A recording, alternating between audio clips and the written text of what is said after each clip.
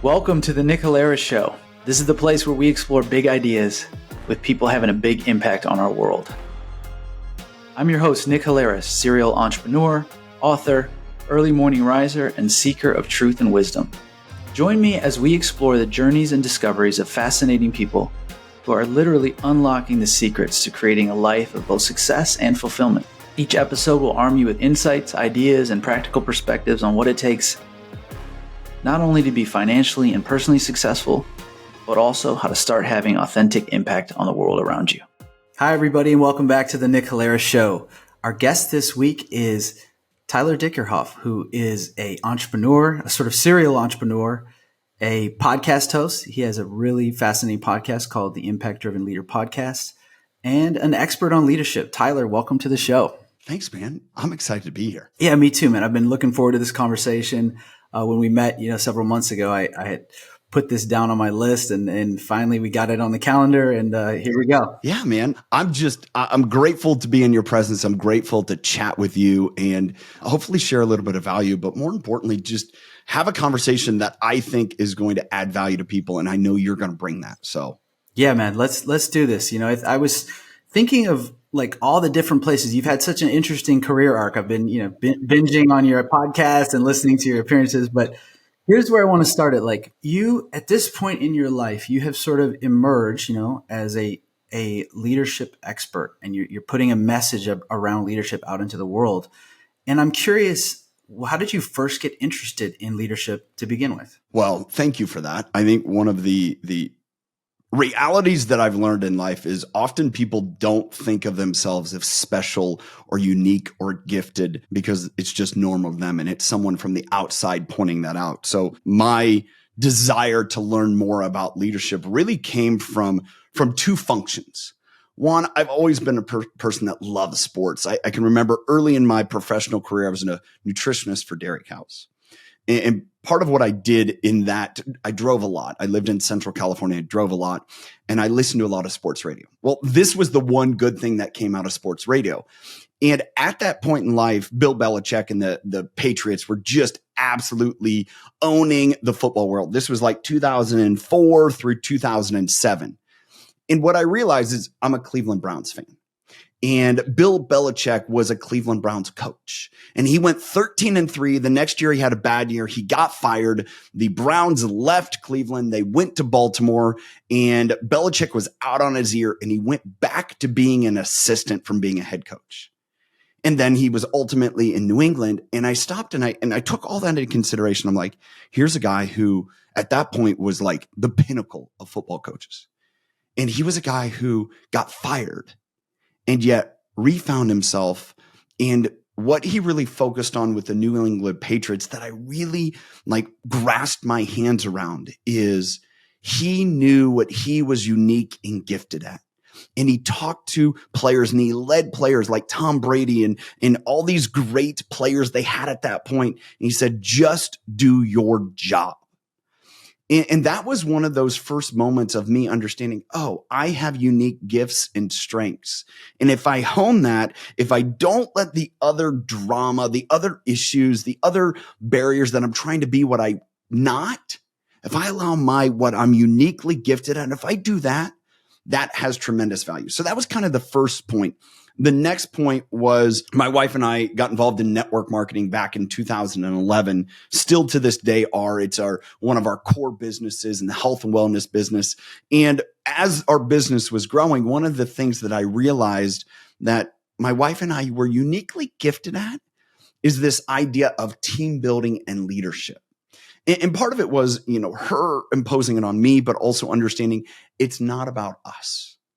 And why that got so endearing to me is because that was in the 2016, 17, 18, 16, 17. And that was a time and point where, everything was kind of blowing up and it was like, look at me, look at me, look at me, look at me. And that was the air of society. It was when social media was really blowing up and, it was really the start of people driving around in all their private cars and their Bentleys and their jets and, had all this bling. It's like, look at me, look at me, look at me. And we were like, no, that's not the way to build really a large organization in business. It is make it about others. It's not about us. And so at that point, I really started to look for like mentorship and understanding, because I wanted to dig in and just like, all right, I understood leadership, but yet not to the point that I knew how to discuss it or teach or really help people get that whole concept. And so that was really kind of the pivotal point, our success in realizing, oh, it's different. And then realizing, how do I teach this to others, or how do I even get better myself? Couple things to unpack there, because it's fascinating how you kind of came to it. I feel like actually a lot of people who get interested in leadership like you did come to it from sports, because it's like the most visible, maybe other than like the president of the United States, it's like the most visible manifestation of leadership, or the most engaged with manifestation of leadership. Were you like a captain of a sports team growing up? Like, did you have any of that kind of in your background? No, not really. I didn't. I was, in youth organizations, I was officer in a couple of them. I was, president, but I really didn't have this like, resounding leadership journey when I was growing up or even in college. It was just, I always understood that, man, how you work together as a team, how you accomplish. And I struggled with it because there was a lot of my own personal value that I was trying to understand, is like, what value do I have? And it wasn't till, came by kind of a different way of understanding the ability that I have to impact others. So it came from two people. There was one, his name is Chris Harder. So Chris has a podcast. He, has a home there in Southern California as well. And he said to me one day, so we've been involved in the same network marketing business. And he goes, Tyler, you don't realize the impact you have when you walk in a room. And I'm like, what? Like, seriously, Chris? Like, what? And then there was a point, this was during COVID. I was at a John Maxwell event. It was right before my podcast started. And we were in West Palm Beach, Florida. And I walk into this room one day, and it was the second day of the event. And it was like November of 2020. And I walk into the room, and I just understood at that point, as I walked in the room, that my energy affected the room. Now, I don't think I'm special in either one of those instances, but I never understood it or really grasped it until those two incidences and put them together. And I don't think anyone listening thinks, Tyler's not like this big, magnanimous, like, no, I realize I can be more intimidating than I want to be. And that's really a piece of my leadership ethos that I explain to people, is quit being an a-hole. Like, even if you don't think you are, you can present yourself in that way. And that was my problem. And I pushed people away because of it. That was a barrier. And I had to learn to smile more and be more open, and to me, be more empathetic. And those are things that I realized that, oh, wow, I do have the ability to positively impact people. Because previous to that, it was just kind of like do my own thing. Like, I didn't want to, my insecurity forced me in a lot of situations to where I'll just go hide in the corner. I'll just go sit there. And I thought it's because I, was a bit of an introvert. I'm like, I'm not at all. I'm an extrovert. I want to be around people. I'm energized by being with and engaged with people. And it was my insecurity that told me, you don't have value here, so go hide in the corner. Yeah.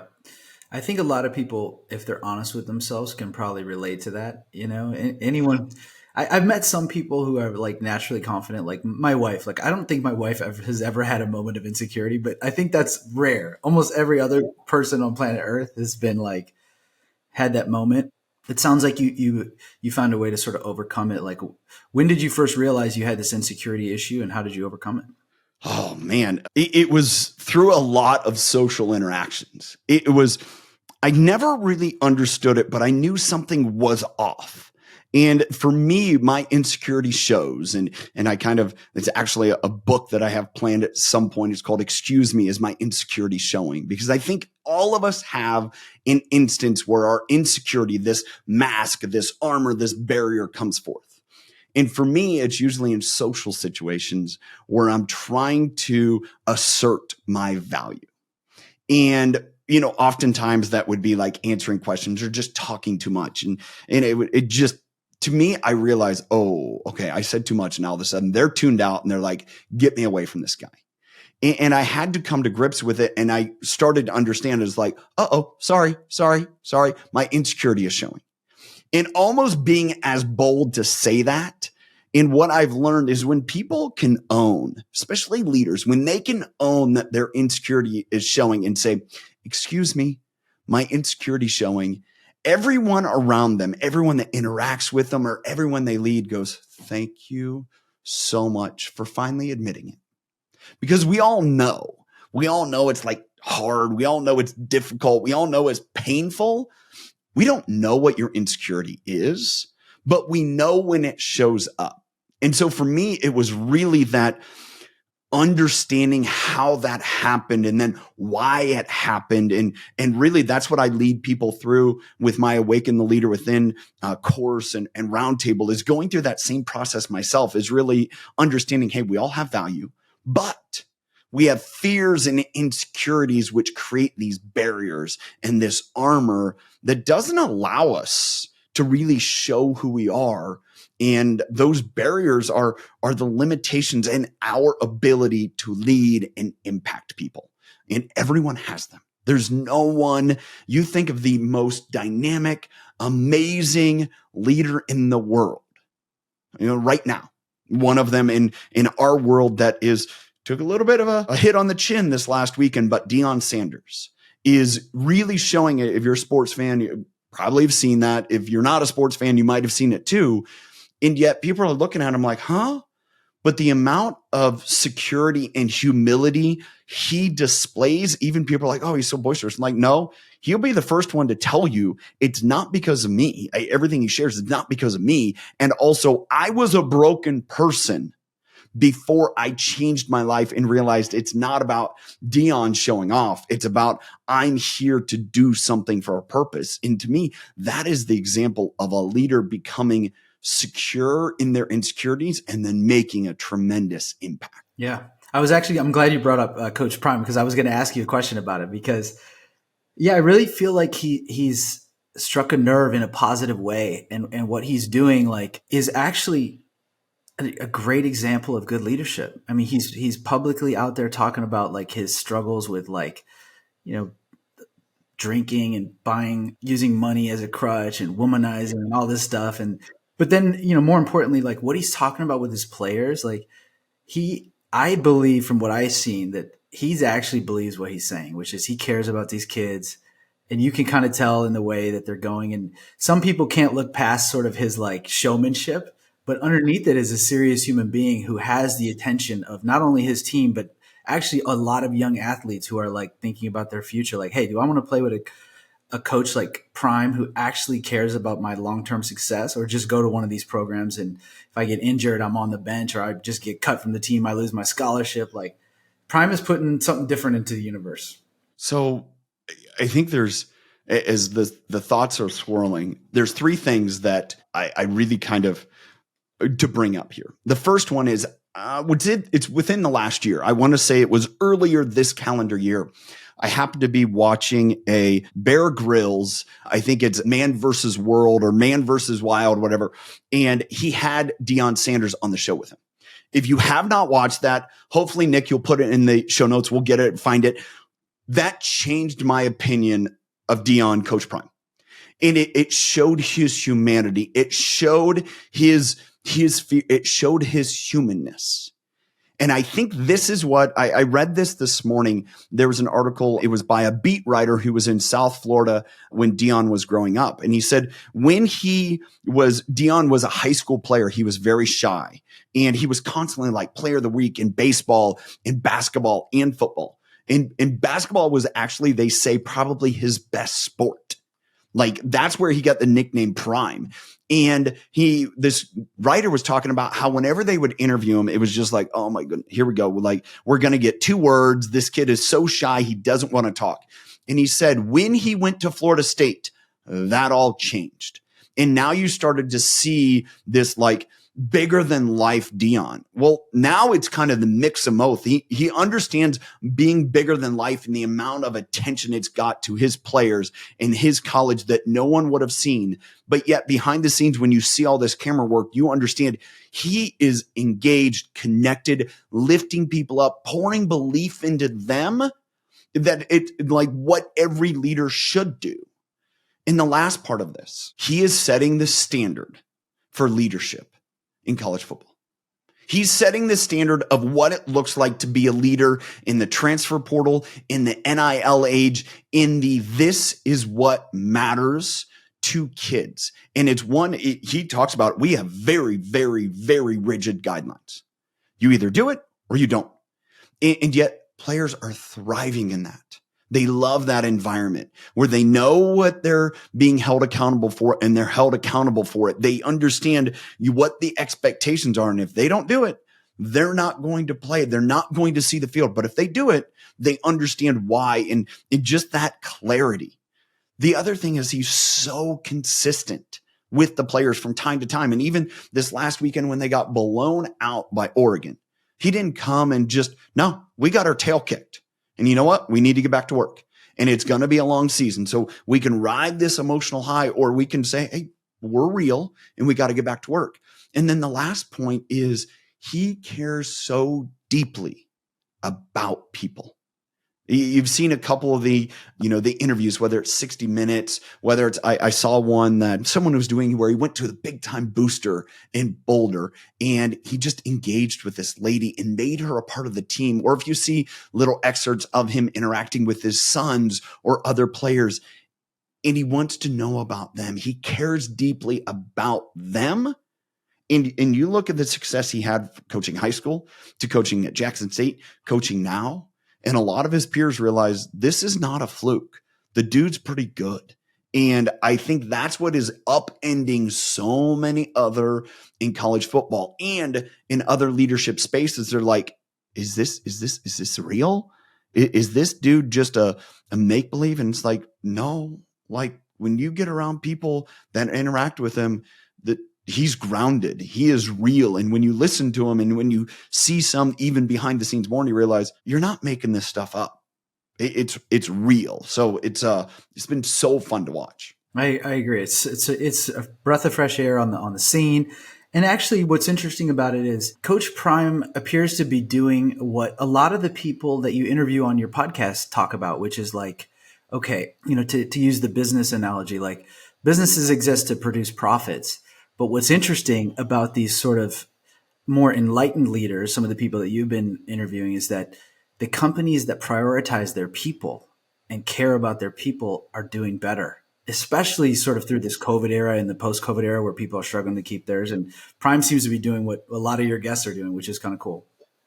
And I think that's what's so different. There's another popular football coach who's kind of been the darling, not the last 7-8 years, because he kind of came from nothing. He created this amazing program for all the right reasons. But this is one of the things that I see happening is he's saying, don't change the sport. And I think that's partly because he's like, I have it kind of figured out. And I'm not looking at saying, oh, how do we get better or get different? And one of the things that I think Dion has been so good about, Coach Prime has been so good about and saying is we need better talent. And you're either going to up-level your talent or we're going to find better talent. And I see other coaches that are in college football, they're kind of having a difficulty with that. They're having the difficulty with saying, oh, I need to go to the transfer portal. If you're not familiar with college football, just understand it'd be like this, is if Nick and I have organizations and say we have 100 employees and we look around our employees and say, oh, I like Bill, Mary's great, Ryan's cool, they're all good people, but yet I just wish they would do more. Instead of saying, you know what? I like Bill, I like Mary, I like Ryan. I need more out of you because I know you're capable of more. And the organization to get where we want to go means I need the best of you. And either we get the best of you or I will find someone else to fill that role because I owe all other 99 people in the organization for me to do my best to make sure that I have teammates that help them do their best. And that's what I see like some leaders unwilling to do.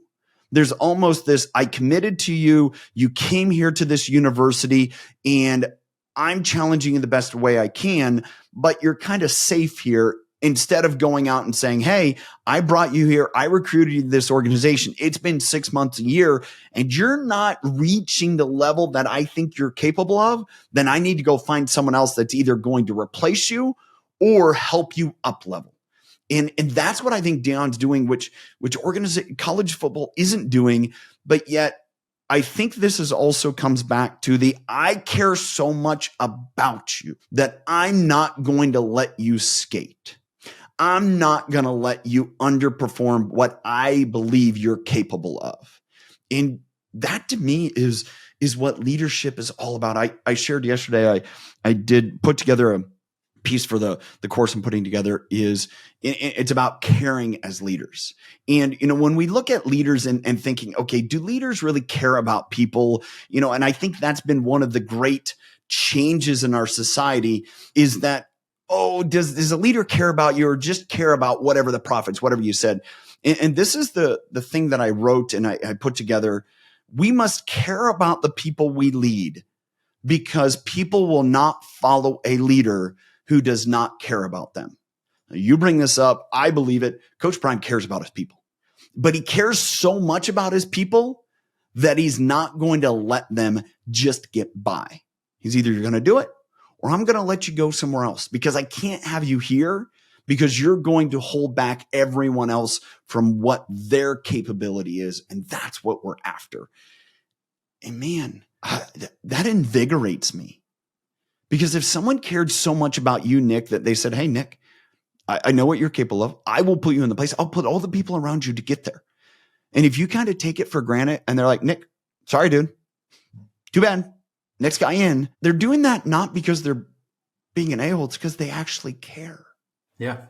No, it's a great point. It might be the hardest part about being a leader is that, especially if you have a small team, there's a point at which like what you would consider like normal, compassionate behavior is actually not in the people on your team's best interest. For example, let's say somebody it wasn't a fit.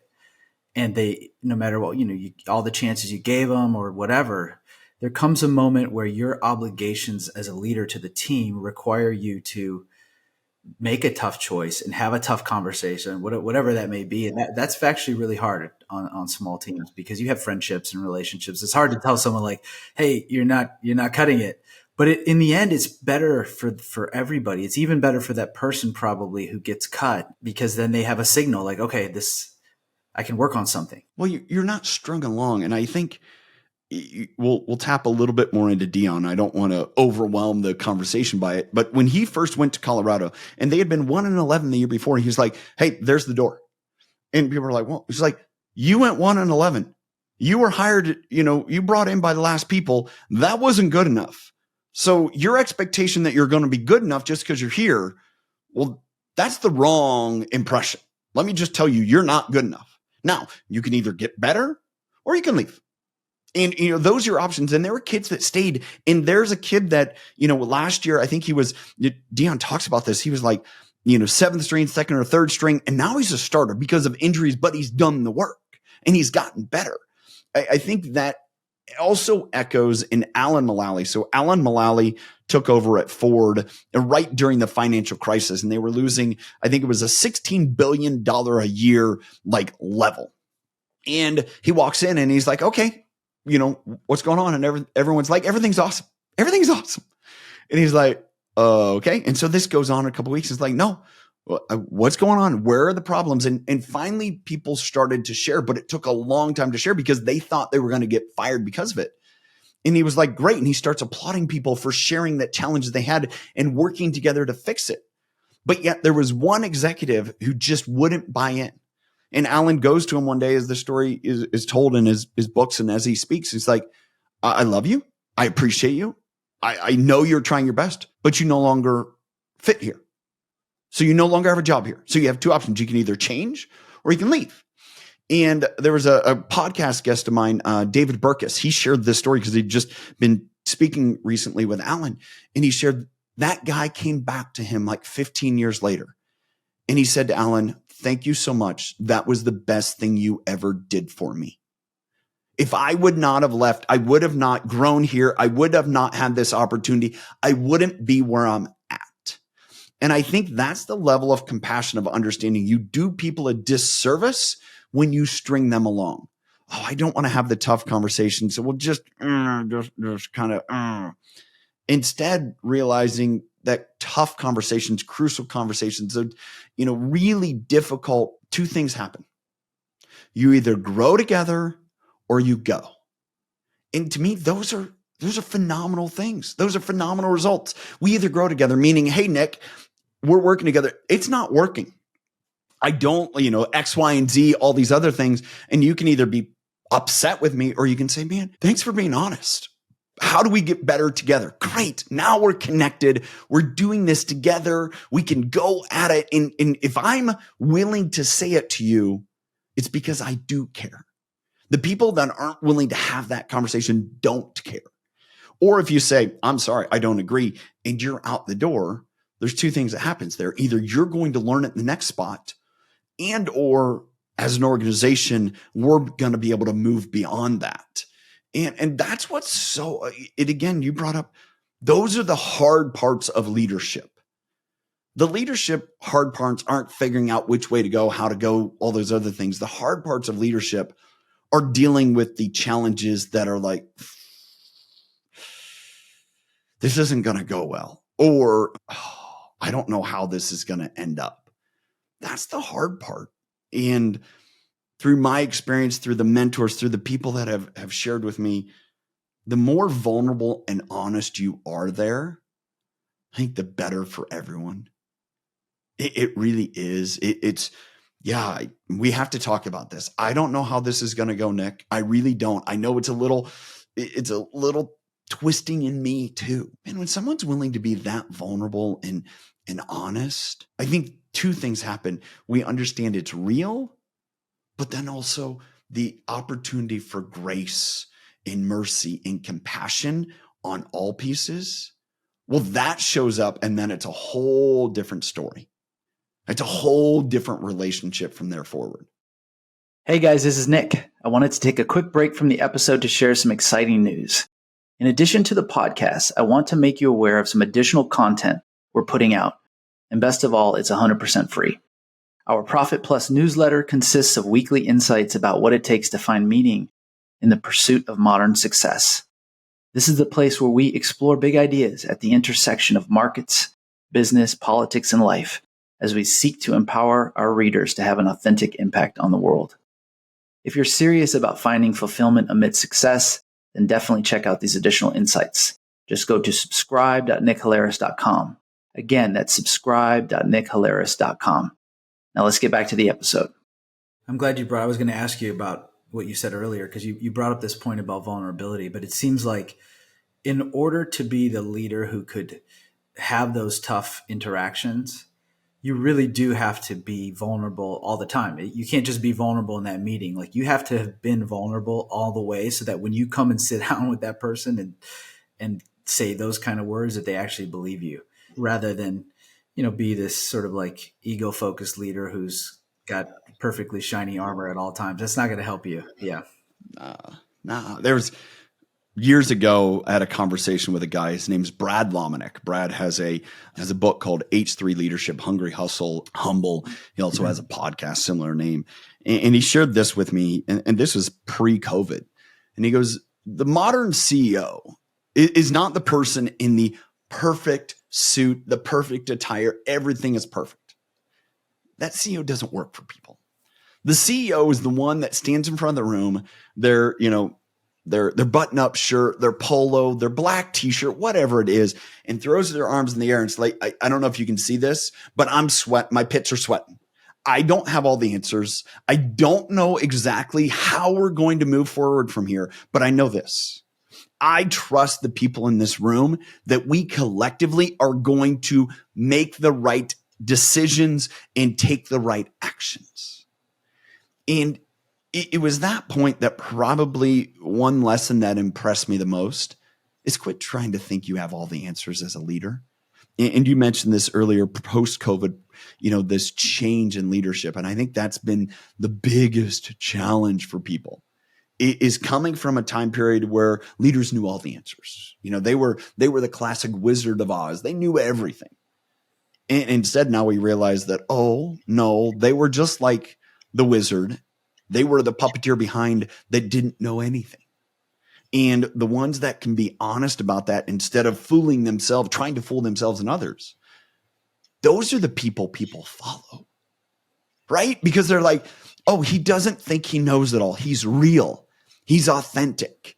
And there's kind of one of these theories that I've come up with over the years and haven't really conceptualized in total and really written out, but it's this idea of toxic authenticity.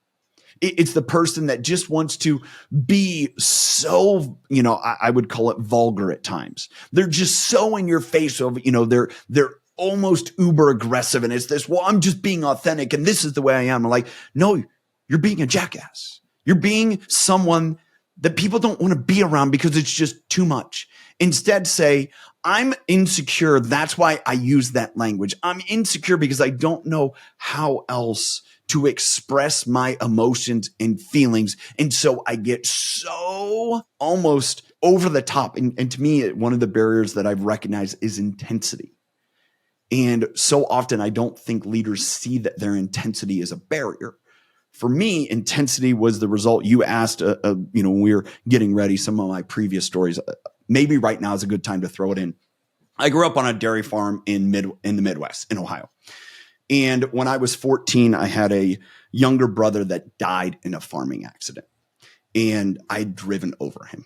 All right. I'm not going to share the whole story. There's plenty of podcasts where I talk about it. But I will share this. The result of that traumatic experience in my life was a level of intensity that said, I will push myself through any barrier that comes my way. And that showed up when I was in high school. That showed up when I was in college. That showed up early in my career. That showed up probably until 7 or 8 years ago. And there was a moment where I got done working at the gym, and I'm a person of faith. And so I believe it was God that said, hey, this is how you deal with things. And I just put my head down and push. And oftentimes I see that in leaders, if there's a challenge, they just push themselves forward. And what I recognize through that experience and through really understanding and defining it myself is intensity is a bulldozer. It just pushes people out of your way. And you end up with carnage all around you. And I think that when I get back to this toxic authenticity, there's like, well, this is who I am and this is what I am. Like, no, you're giving license to your intensity to be intense and insecure, because I believe intensity is an insecurity because you're just afraid of being yourself and relaxing and saying, hey, Nick, just sit here with me. Just walk with me. Let's figure out how to walk together.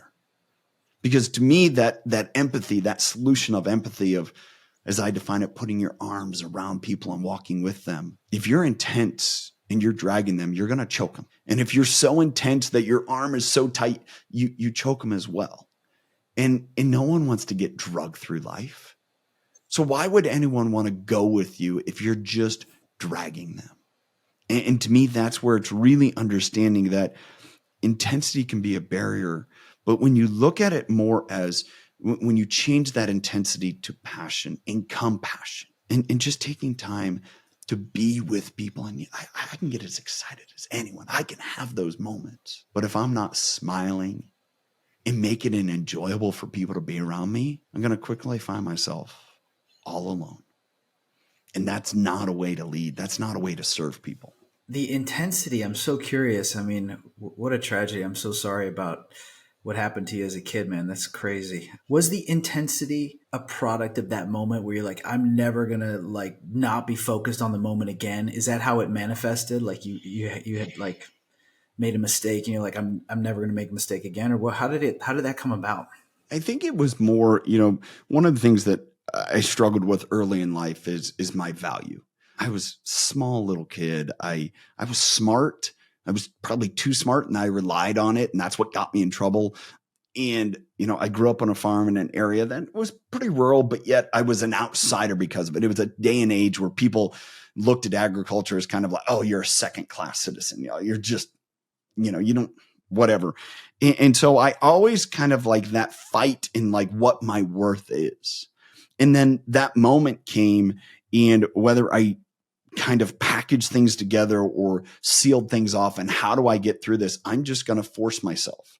Growing up on a farm and having to do work and in cold and, whatever conditions it was, hot summer work. How did you get through it? You just gritted your teeth and you got through it. And so it was it's much of my makeup, but yet it became my go-to. It's kind of like this. If we have a tool bag of tools that we can use, and say one of them is a hammer, and you go to the hammer, everything you look at, you're just going to absolutely hammer your way through it. And sometimes you need a screwdriver.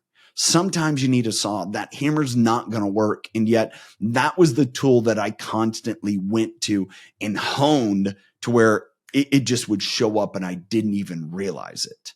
And coming back to the story earlier, the impact that I had in rooms that I didn't realize, well, that was my intensity. And it wasn't a good thing. That intensity was kind of like, oh shit. Oh, okay. Like, okay, dude, just relax. Like, it's okay. And I didn't understand. And yet we all have that. And it's really coming to grips with it. And that is that maturing in leadership, that the reality is everyone has to walk through that journey. And there's some people that do it quite eloquently, and there's others like myself that really fumbled through it in a difficult way. And I do think it's hard, like to be fair to yourself. I do think that kind of stuff is hard to get through because like your point about toxic authenticity, at least in this day and age, we get like hammered into our heads that, everyone is special and you should honor yourself. And those are actually good pieces of advice, but you can take it too far, as you did. It sounds like as you did with the intensity, and as many people, maybe younger people more so than older people. But yeah, it's a problem. I think that's where when you're looking at examples of modern leaders, you talk about sports and how there's so many examples that are displayed and chronicled, and you get to really differentiate leadership styles and its effectiveness. And it's, it happens sometimes in business. There's people that have done like, case studies of different companies. Jim Collins is classic for going through his case study and looking at, good to great and these level 5 leaders. But yet it doesn't happen that often. And we see it every single Saturday, Sunday, through basketball season, through all the other sports season, baseball season. We see it chronicled every day. The effectiveness of these leaders and how they can move a team and what they can accomplish with maybe not the best talent. And yet what we often don't recognize is the impact beyond that person. And I think it's most to take this a step away when we look at the impact each person has in their personal growth. It's more to me, and this is being an impact-driven leader, it's not about what I accomplish. It's about the influence that I can have in other people's lives that they then impact. And I think that's what's interesting. If we were to go back, and maybe Jim's done this study, if you haven't read Good to Great, it's a great book, but if Jim looked at those level 5 leaders, because there was 11 of them, and said, how many of them created level 5 leaders themselves? That would be really interesting for me to know. How duplicatable, how much were they able to extend that, not beyond their own personal growth, but the growth of others? We look at sports, we get to see this, is how many championship level coaches then go on and spur championship, like these coaching trees, these really empowering leaders that don't make it about them. And I want to be the pinnacle. It's saying, how can I extend this and share with others that not only create this within a team, but within this entire generation of leaders that go beyond? And I think that's where this whole thing kind of comes to grips to say, okay, how am I dealing with my stuff? How am I moving through my stuff? but am I doing so in a way that encourages and empowers others to go through theirs and be even better and serve other people in a greater way? Man, that's the study that I'm enthralled by. And that goes back really to the Bill Belichick, now 15, 16, 17 years ago, because he was in a way doing that. And yet, how can you do it better? Yeah, and I think like we live in an era where the leadership examples that we have that are contemporary to us they're in these they're not artificial environments, but they're environments where the stakes are like dialed down. So what I mean by that is like if you rewind the clock 200 years, the leaders that people were engaging with were like military type leaders, and you're talking about life and death. And so when the stakes are dialed up, so like I think there's some things that are missing from this generation because we haven't had the risk level be as high. And so we haven't quite seen the best. We haven't seen like an Abraham Lincoln type leader because the stakes have been so low, at least in this country. That's not true, for example, in Ukraine right now, but in this country it is. Yeah. So it's a very interesting thought. I mean, one of the things that if you've, studied much on Lincoln, and I think about the book Lincoln by Doris Kearns Goodwin, and she talks about this, and what made Lincoln so unique is he learned two lessons that were chronicled later in his life. And one of them was his entire cabinet, which we haven't seen since. It hasn't been duplicated. His entire cabinet was made up of adversaries. His vice president was the person running against him. Like the people that worked around him wanted to work against him. And he did that because he wanted to, have the soundness of the organization and not just, everyone's doing it for me. And to me, that's pretty revolutionary, right? And, in a time, in a period when you talk about emancipation, you talk about the end of, the end of slavery, the Civil War, all of those things, just a lot of things on it and a lot of bold, very dramatic opinions. And yet that's the way that he chose to lead. The other thing that's been chronicled about Lincoln is, and they found it in his desk after his death, letters upon letters upon letters, scathing letters that just were like vile, like I want to stab you in the heart. Not exact words, but it was along those lines. And that was a cathartic way for him to process his thoughts and not just go spouting off. And so as I think about that, and I think about Zelensky, the president in Ukraine right now, and kind of he's leading in a tenuous time and wondering, okay, has this dynamic of leadership and how a leader shows up, is it different? Or is our concept of how they act different? Meaning, I think the great leaders in time, you can go back to Marcus Aurelius, you can go back to, to me, it's, you look at an example of Jesus Christ, you go back even beyond that. You go and start looking at the great philosophers of the, the Roman empires, the, Socrates, the Platos, the Greeks, all of those people. And this is what I do find in common. The greatest of all leaders put the care, safety, and desires of the people they lead before themselves. And I think that's what's pretty unifying and amazing. And so even in the point of like, all right, well, how do you get a message across? Is it, very bold and, demonstrative, or is it more compassionate and, looking for resolve? I don't think that is identifying of the tension at the time. I think it's more the person understanding the conditions of the people they're interacting with and or their own personal abilities. And again, it's not something maybe I've done a whole lot of thinking and study on, but just doing it right now, man, I think that's the great leaders, whatever the time, they're able to use what their unique giftedness is, whatever that charisma and ability is, to connect and move people.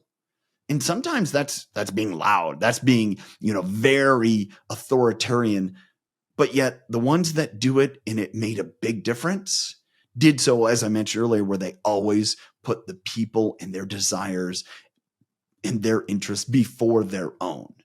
they just, Winston Churchill was a very, kind of in your face. And he was, he would, kind of speak in such this eloquent almost, but yet I don't think there's anyone that would think Churchill, it was about his agenda and not, I want England to survive.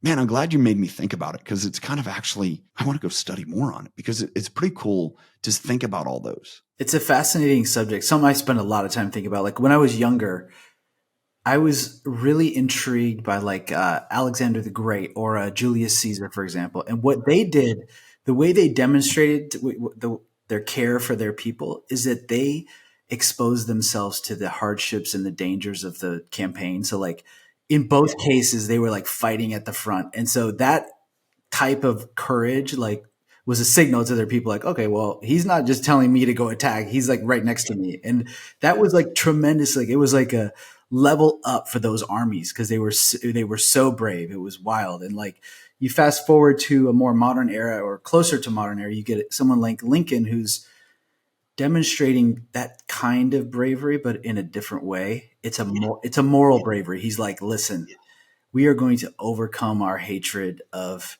our racist hatred, and we are going to do what's right in this country.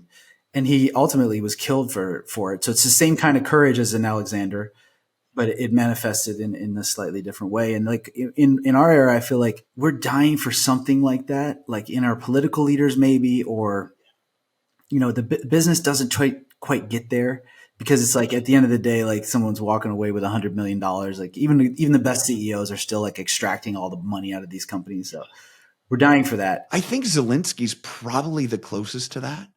I mean, I don't know enough about him and I don't understand, but yet, the way that he has carried himself and to continue to just be in it. And, he could have been swept away. It was like, no, this is where I need to be. And continuing to lobby heads of states all over the world and allies to say, come support us, help support us, but yet not in a way where it's kind of this like hoity-toity, dignified event. It is, I'm in my, street clothes because I'm here doing the work. Like I'm willing to do the work. And I think that's, again, it's the point of leadership is, I read a great book here recently. It's called The Manager's Handbook.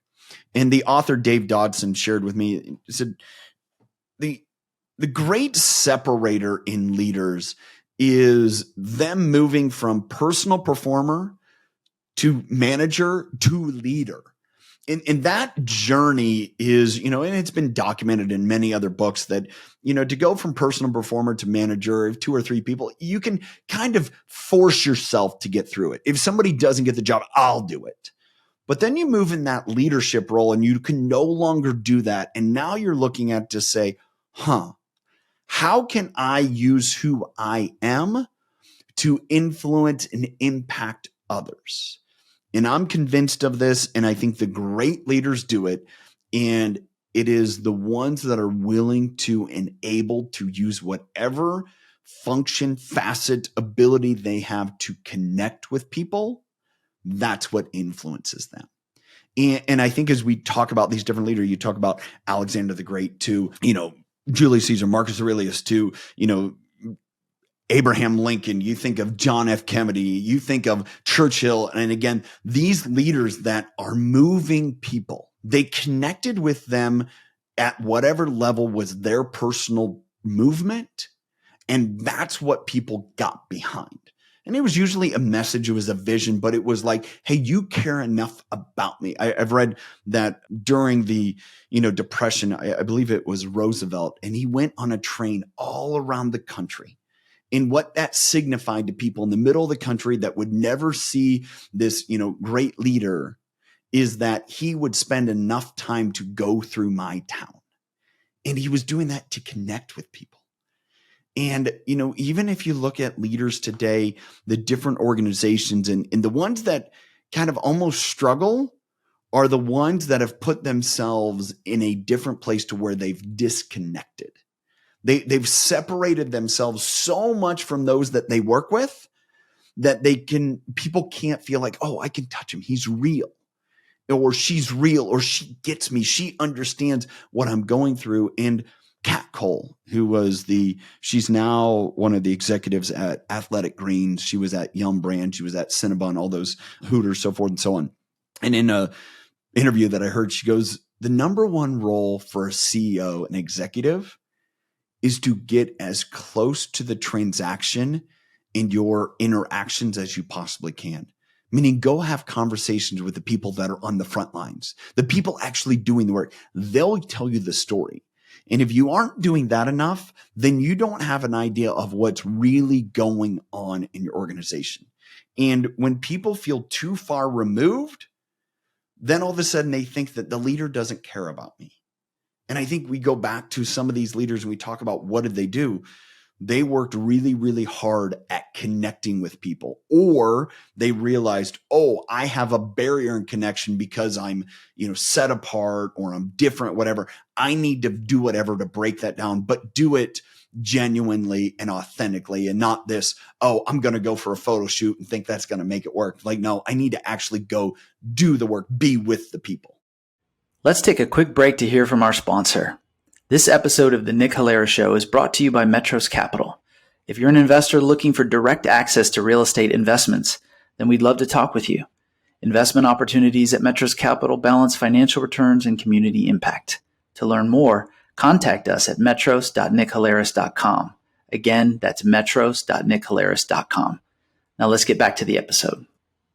It reminds me of my youth, man. I did management consulting for like 3 years right after I finished school. And literally what you described is exactly why we were brought in. Essentially, like the leadership team didn't do the connection. They didn't understand what was going on the front lines of the business. And so literally management consulting, like I only worked at one firm. So I don't know if this is true of all firms, but basically what we did is we would go and interview and spend time with all the people doing the work. We'd figure out what's happening, and then we would go and talk to the leadership team like, hey, this is what's actually going on, and here's what you should do to fix it. Like that was all that we did basically. So it brought me back to those days, and it's a great point. I do think that is what distinguishes a great leader from like a mediocre leader, like the extent to which he or she is willing to authentically engage in the business, and to use that as the archetype or the battle, whatever, if it's a war situation. Like if you're there and you're willing to be there and you're not there for show, you could really make a difference. And getting back to what's hard about leadership is that's often not the actions that got people there. And so that struggle is, I need to do what got me here, which is sometimes that peak performance, that the ability to perform. But instead, no, your job is to go connect and listen and engage with people. And that sometimes is so outside of their wheelhouse that's where the great struggle really is. It's the leader that gets technically they're able to make it happen. And so they get pushed up finally to a role where that's no longer paramount. And that's not what's going to move their organization forward. Their ability to connect, lead, engage, and, empower people is what's going to get them there. But they are so deficient in those abilities. That's what kills organizations. And, many times, and I've seen this leaders, I know leaders right now that are struggling through that exact thing. And the problem is that it often becomes an indictment on their identity. Meaning, I worked so hard. For me personally, my intensity is what got me here. My intensity is what's going to push me forward. I'm like, nope. My intensity is what pushes everyone away. It will not get me forward. It will keep me right here, or I'll go backwards because I'll lose whatever I've gained. And it's making that switch, and it's making that adjustment, and it's that growing and maturing that is the difference from, I'll use a Jim Collins. That's what the difference is from good to great. And it really is. It's that dynamic where the leaders that can lead people will far outperform leaders who know technically and tactically and strategically the best. Because if they don't have people that want to make those things happen, and long term, there is nothing. That's right. Well said. I feel like listening to this, this conversation, but also your podcast, I feel like you have this vision for leadership, which I completely agree with, which is like, if there's two paths to leadership, one, the path of the ego, and two, the path of maybe being a servant or taking a much bigger responsibility. You're very much in the camp of like leadership is about service. Where did that come from? How did you come up with that concept, which I love? I think it's the truth that is the way to really influence people. But where did it come from for you in your life? It's not for me. One of my love language, my key love language is service. So it naturally fits. I mentioned to you that I was, my wife and I are involved in network marketing. And, years ago, wanting to learn and study about network marketing, and I'm a person of faith. And I quickly realized that the greatest network marketer, the greatest leader, the person that is dynamically moved people, I believe, was Jesus, because he took 12 people and he empowered them and they've turned into billions. And when I looked at that model, understand, that's what leadership is.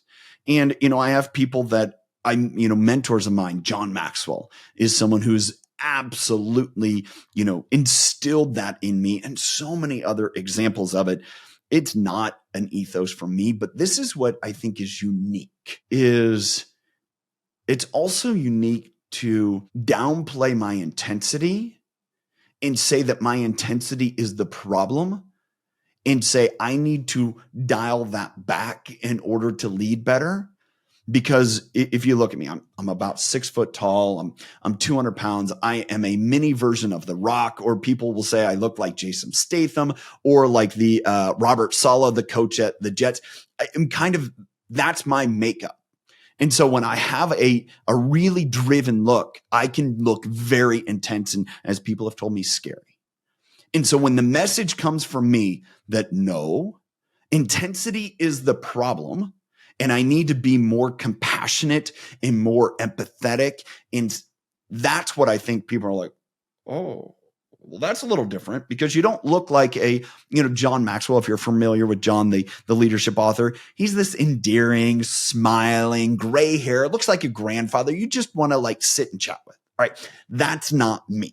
I'm like rigid and hard. So imagine like it's The Rock telling you that instead of the furrow brow and just kind of aggressive, which actually, when you look at The Rock and his stories with his daughters, he's extremely heartfelt. And yet that's the solution.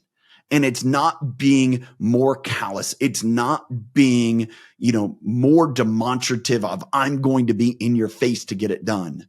I'm going to will myself to this. That sometimes leaders want to perpetuate as the solution. Like, no, it's not. And I think I do believe that in understanding, even as I'm saying this, is what's different about me, and why I look at it to say, man, that's the way I've needed to evolve. But I also, think there's I believe empathy is a spectrum. And for me, I was on one end where I was just callous and I was an a-hole. And then I think on the other end, you get people that are just doormats. And I think the healthy place is in the middle. Is there an exact? No, it's not just pending. It's somewhere in the middle. And I think that's where it's the coming together and realizing it's not over here where you're hard and callous. It's not over here where you're a doormat. It's somewhere in the middle. And that's the great challenge, because in order to be empathetic, we have to be vulnerable. You have to open your arms and allow people to see your sweaty pits, because you can't link arms with others unless you put your arms out. And being empathetic is linking arms and putting your arm around someone. And I think, again, this ideology of that service really comes back to that. What is empathy to me? And empathy is putting my arms around someone and walking with them. And I can't do that if I allow my intensity, my insecurity, my insensitivity, my inactivity to get the best of me. And those are the barriers of leadership, I believe. And it really is that. And empathy, that's just serving people. So that's kind of the foundation, the wherewithal, and then me kind of coming to grips with, why maybe from me the message can sound a little different. Yeah, it's fascinating. And I think, people like you who are willing to like do the work to get that self-knowledge? Because like what you just described, that takes years actually to understand, right? Like how many years did it take you to even have awareness of that? It was, I would say this, it was 25 painful years of beating my head against a wall. And then the last 5 of saying, how do I need to grow as a person? There's a leader that I've been involved with and now kind of an arm length away. We worked together for a couple of years, but now for the last month or so have been apart. And one of the things he shared with me when we last talked a month or so ago is he made the mention that he knew we needed to grow in these areas. Like he acknowledged that. He goes, I'm not there. I'm not in a place where I can grow. And since talking with some of his coworkers and helping this organization through this, one of the things that's come out is he's very cognizant and afraid of losing his identity. So he struggles a lot with intensity. He struggles with this, almost arm's length away from people. This insecurity is like, I don't want to get close to people. It's relationships are a barrier. And one thing I came to one day as I was talking to his manager and we were trying to, again, formalize a plan to help him. And I looked at this tree as I was talking to this manager. And I said, see this tree? So this tree has bark on it. And it's in a function where it is beautiful. It's a tree, right? And if we cut down this tree and we take and we make planks out of it, and we take those planks, and I just happen to be looking at my desk right now, and I made this desk out of planks that I took out of an old building that we owned. And on the top of it, it's sanded smooth, it's varnished, it's stained. It's, as I rub my hand against on the top of it, it is, doesn't leave me splinters, right? But underneath, it's unfinished. And if I rub my hand underneath there and I got a splinter. And that's what I think happens with people. We cut down the tree, we make planks out of it, and they think my identity's changing, my identity's changing, my identity's changing. And then we make it into a piece of furniture. And they're like, no, my identity's changed. I'm like, no, I can still see all the grain. You're still the same piece of wood. You're still the walnut tree. You're still the cherry tree. You're still that. But you've honed yourself and you've refined yourself to a point where the beauty that's inside of you now shows up without giving people splinters. Because if you hold on and say, I don't want to change, I don't want to grow, and I want to be this protected, this barked version of myself, every time someone climbs the tree, they're going to get scrapes. They're going to get sap all over them. But if you take that tree and you make it into a beautiful, fine piece of furniture, people will sit at that table. They will sit and just admire the beauty and the ability that wood has to serve them. And that's the great journey we need to go through. It's understanding you can still be that same piece of wood. So when I look at whatever this piece of wood, I'm not familiar with, like, I could ask my dad. He's a woodwork carpenter. He would know what this is, but it's still the same tree it was when it grew.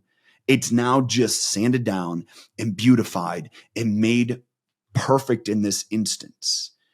And to me, that's the greatest conceptualization of personal growth that I've had in the last several months. And it's really being willing to say, hey, there's nothing wrong with you. But you know what? The bark outside of you, the roughness underneath that hasn't been sanded down, it gives people splinters every single time they brush against you. That's what we need to work on, because there's beauty inside and of you. And thinking that you're going to lose your identity if you plane off a layer, nope. The uniqueness and ability that you have to absolutely move people and lead people and empower people and create change is inside of you. You just got to get there. And for me, that bark is intensity. It's insecurity. It's those things that we're so afraid of, that we hold that armor of bark on us, and it drives people away and it makes relationships hard.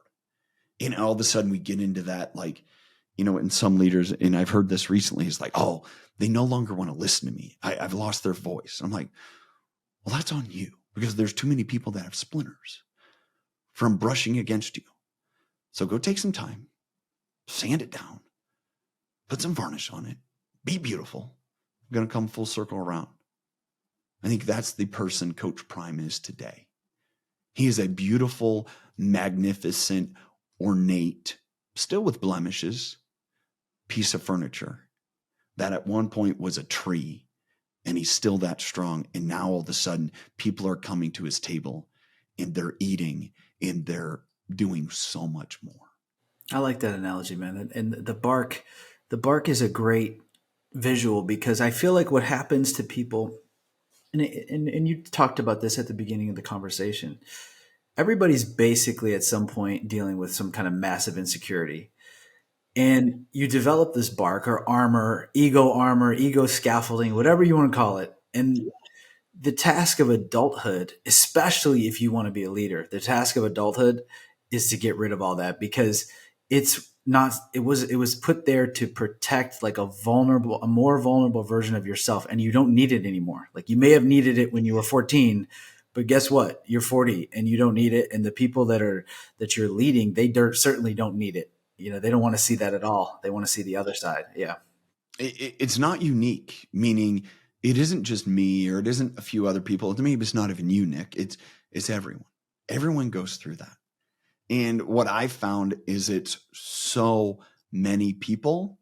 It's that 13 to 17. It's that 12 to 15. It's that age range where I think some of the most damaging bark gets laid in because of something that happens to us. It's a incident socially. It is, for me, it was a, traumatic event family wise, but there was a lot of, other things. There was difficulty in relationships. There was, whatever time and tension you have. At the same point, kids that go through traumatic situation, whether it's divorces, whether it's an upending of a relationship, it's a parent that dies, it's whatever happens, there becomes this bark that gets laid in. And I think it's not until we're older sometimes that we understand, that's what's causing problems. So it's really going back into those moments and peeling all those layers, pulling that off to say, if I pull that off, here's what's going to happen. People are going to appreciate me more rather than take advantage of me. And I think that's one of the greatest mental shifts people need to make, because that armor is built up. Because if people know the real, what's happened to me and how I really hurt, they're going to use it against me. And instead you come to an age where that doesn't happen anymore. And people are like, thank you for pulling that off. So I really know who the real you is, because I can work with that. I can interact with that person. It's a great message, man. And I appreciate all the time you've shared in all of these points. I want to end this conversation. And for the audience, I'm going to include like a lot of these notes that were brought up in this conversation, including like the John Maxwell, which I think is an individual, an author and thinker that people should definitely check out. I enjoyed getting to learn more about him through your podcast. But I want to end with this last question, I think, which will probably tie it all together, which is like, okay, you're someone who's done some serious work, soul searching, whatever you want to call it, self-development, personal transformation. And as a result of that, have started to put yourself out there and try to become a messenger for your vision of leadership, which I think is a great vision. Tell us what's your mission? What does the future look like? What are you trying to accomplish with your content, with your businesses? Yeah, leave us with the vision. Yeah. So I think the first part of, it's understanding this. I had to get healthy. I had to become healthier as a leader. And part of that, it was easy to do the physical, workout. It was easier to do the nutrition side of it. Again, those are my backgrounds. It was much harder to do the emotional.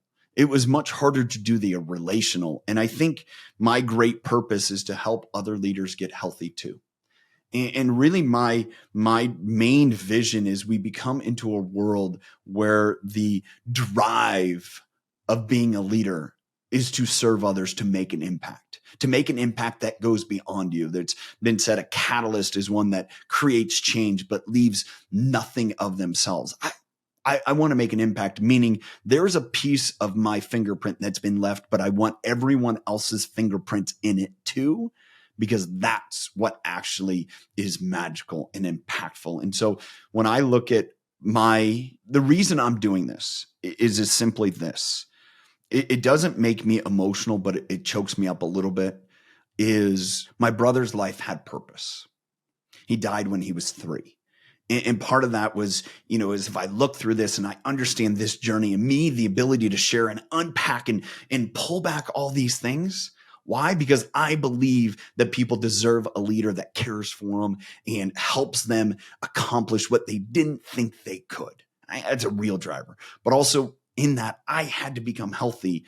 And part of that is showing that a young boy who died at 3, his life had purpose, because I would not be going through these things. I would not feel empowered and absolutely driven to share this if I hadn't gone through those instances and understood that didn't set me back. That isn't a crutch.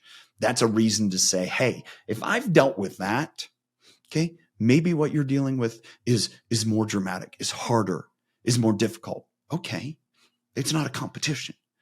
But yet, let's get through it.